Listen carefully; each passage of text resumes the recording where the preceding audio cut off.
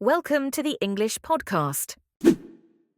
Welcome to the Deep Dive, where we take your source material no matter how, no matter how concise, and extract the absolute maximum insight. And today we have a really fundamental one. We really do. We are tackling what might be the single most essential question an advanced language learner can ever face. Yeah, this isn't just some technical linguistic question. It's a profound cognitive one. This is that pivot point where you move past just, translating concepts in your head. And start actually generating thoughts natively. Exactly. So our source material today is titled Excerpts from How to Think in English. And here's the really interesting part. When you look at the source itself, it contains only one thing. Just the question. Just the question. That's right. The entire text provided is just that simple but profound inquiry, how to think in English. So given that the sources only give us that starting gate, our mission for this deep dive is to unpack the critical importance of that singular question for you, the learner. And really, why asking this question, even without any of the answers, is the key to unlocking true fluency. I think we've all been there. I mean, you know the grammar, you have a solid vocabulary, but you get into a fast-paced conversation and you hit a wall. That cognitive lag is real. It is. And this question, how to think in English, it immediately validates that frustration and points us toward the solution. That's why I'm genuinely excited to dig into this. Okay, so let's start right there with the central command of the source. It reads, how to think in English. Right. What's fascinating to me is the immediate laser-like focus on the word thinking. The source doesn't ask, how to speak English more quickly. Or how to ace a test. No. It centers the entire discussion on internal cognitive processing. That's a huge shift. It is, because when you focus on speaking, the goal is external performance pronunciation, accuracy. But focusing on thinking forces you to look at your own mental architecture. Precisely. This is implicitly asking you to just eliminate that intermediate step. Yeah. We sometimes call it the translation buffer. Oh, that exhausting loop. That exhausting, slow loop where you formulate a thought in your native language, translate it word for word, try to adjust for the syntax, and then you finally speak it. I remember trying to convey a nuanced idea and just feeling like I was constantly operating at half speed. It's like trying to run the latest video game on an old, outdated emulator. That analogy is perfect. Like, you get the job done, but it's choppy, it's slow, and it is so frustrating. And that's because true cognitive mastery requires operating entirely within the target language's mental framework.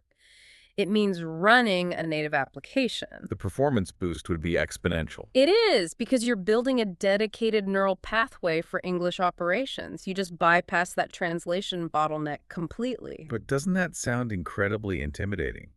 I think most learners assume translation is the natural first step. How do you even begin to force that mental switch? Well, that's where the importance of asking this specific question comes in.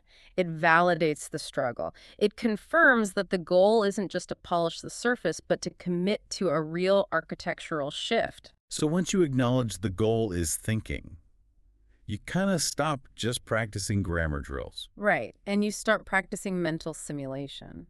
So the very existence of this question confirms for the learner that translation isn't just inefficient, it's actually limiting your path to fluency. It's the challenge for the next level. Absolutely. So if the thinking part is about fixing the internal engine, then what about the frame? The title of the source, Excerpts from How to Think in English. That word excerpts. That's significant. If this were just some philosophical query, it might be titled A Question on Language or something like that. But by framing it as excerpts, it tells you, the listener, that a structured, comprehensive methodology actually exists. It immediately moves the challenge from the realm of abstract philosophy into actionable science. Yes. And for the learner who's stuck on that intermediate plateau, it's reassuring. It says this is not some mysterious talent. It's a teachable, methodical process. I connect this back to your need for structure. You don't just want to know why you should think in English. You're looking for the steps, the principles, the practices. And the title confirms that a roadmap exists. It suggests there are chapters, techniques, maybe specific mental exercises designed to build those pathways. It validates that search for instruction. Okay, so let's zero in on the language component itself Mhm. in English. What does English really imply when you pair it with thinking? I mean, is it just knowing that kicking the bucket means to die?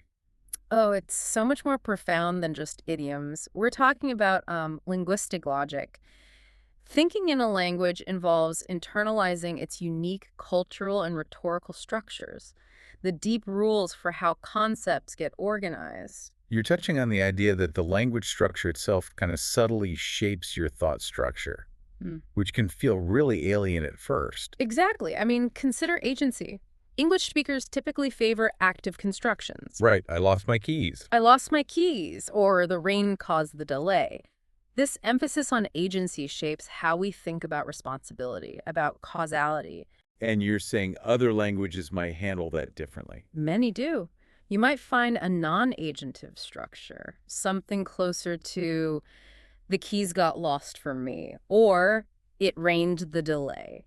That's fascinating. So if you are learning to think in English, you're also learning to adopt English's predisposition for assigning responsibility. Yes. You stop sounding like a translation because you're using English's own logic to organize the thought itself, not just dressing up a thought that was created with a different logic. So this is about internalizing the conversational rhythm, how arguments are structured. The cultural rules for expressing doubt or certainty, it's the difference between simple fluency and native-like cognition. You're internalizing the cultural software that runs on the language. Which means the goal isn't just getting the words right, it's anticipating the expected rhetorical moves. Yes. Wow. Okay, so we've synthesized a remarkable amount of insight from what? A single question. We have the perfect question framed as a structured pursuit, but then we have no immediate answers from the source. And that silence, that's what makes this so powerful. Right.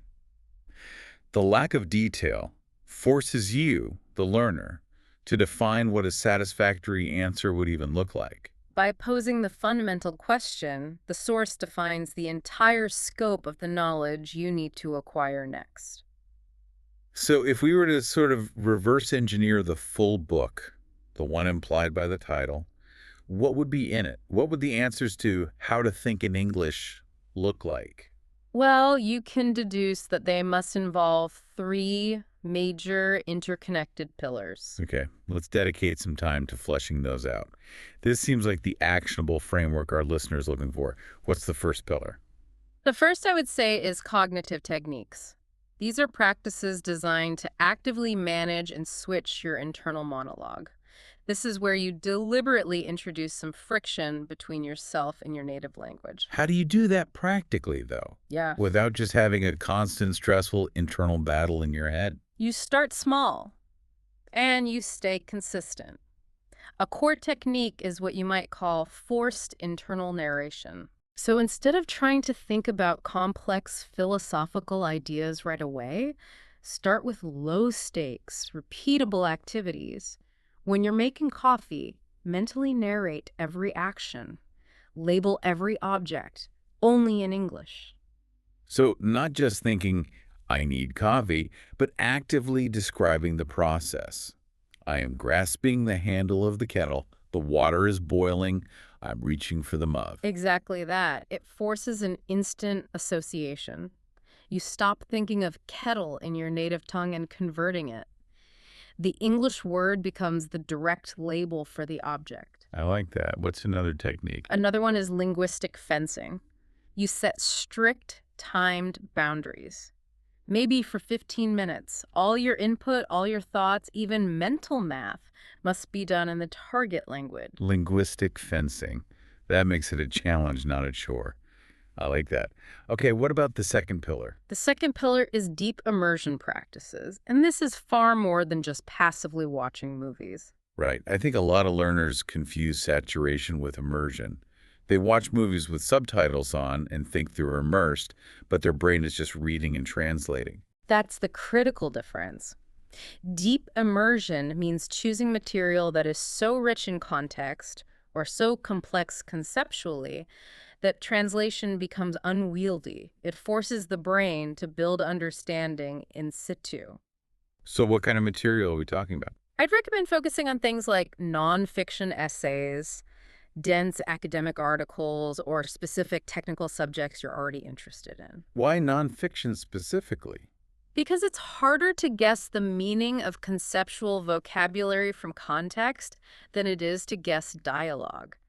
When you read a philosophical text, you're forced to process abstract concepts like epistemology, using the English terms and their English-defined relationships. And if you try to translate those concepts, the connection often breaks down. It does. You learn to connect the concept directly to the English word. The goal is to reach a point where the context is so rich, you get the implication directly. You bypass the dictionary. That's a powerful way to think about immersion. And that leads directly to our third pillar, habit formation. The first two pillars are about technique and input, but this third one is about making the cognitive switch automatic. This is the long game. This is the long game. Consistent, low-friction practice until the new linguistic pathway becomes the path of least resistance. So how do you turn a conscious, exhausting technique, like that internal narration, into an unconscious habit? You focus on consistency and frequency over intensity. It's about integrating English thinking into the mundane, repetitive parts of your day. So linking it to an existing habit. Exactly. Like linking the use of English narration to a specific cue, like checking social media or showering. That makes so much sense. So instead of thinking, I have to sit down for an hour and journal, you think, when I check my phone, the first 5 posts I read, I have to mentally process them in English. That small, consistent practice reduces the cognitive load of initiating the switch. And when English becomes the default language for an emotional response, you feel annoyed and the first word in your head is in English, that's when the habit is formed. The translation lag is gone. Entirely. This analysis really confirms that the sources, despite being so brief, define the entire scope of advanced mastery. If you're asking yourself, what's next? This single question is your roadmap. The source doesn't give you the ingredients, but it gives you the name of the perfect final dish and the knowledge that a recipe exists. That tells you everything you need to know about where to go next. What an incredible deep dive. The core finding is clear. The crucial first step for advanced language mastery is asking the right question: how to think in English. Right. It shifts the focus from superficial knowledge to deep cognitive integration. And that pivot is transformative because it moves you from being a user of the language to an inhabitant of its cognitive framework. An inhabitant. That is the perfect distinction to leave with. Yeah. But let's offer one final provocative thought, building directly on that phrase. Okay. We established that language shapes how you process reality.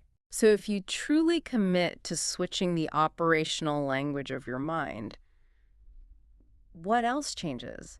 Is thinking in English just a tool, or is it a temporary shift in your identity? Does internalizing the English framework change how you view concepts like individualism or community, or even the procession of time?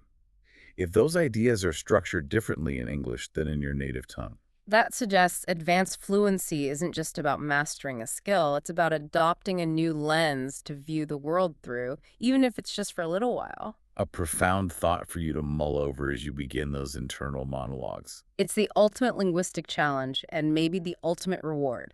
Fascinating stuff. Thank you for diving deep with us today. Subscribe to learn English.